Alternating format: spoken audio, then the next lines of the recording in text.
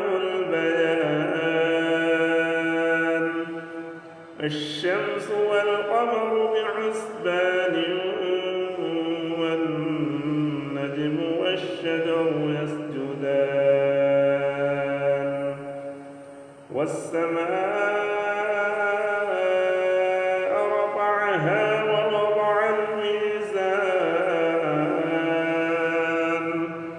ألا تطغوا في الميزان وأقيموا الوزن بالقسط ولا تخسروا الميزان والأرض وضعها للأنام فيها فاكهة والنخل ذات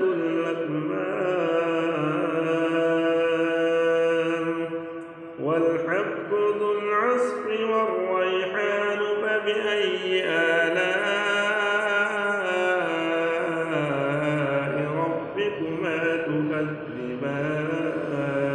تكذبان خلق الإنسان من صلصال كالفخار وخلق الجان من مارج من نار فبأي آلاء ربكما تكذبان رب المشرقين ورب المغربين فبأي آلاء ربكما تكذبان مرج البحرين يلتقيان بينهما برزخ لا يبغيان فبأي آلاء ربكما تكذبان يخرج منهما اللؤلؤ والمرجان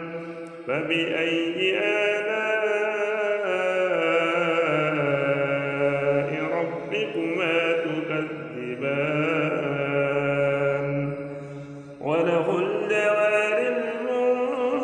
المنشآت في البحر كالأعلام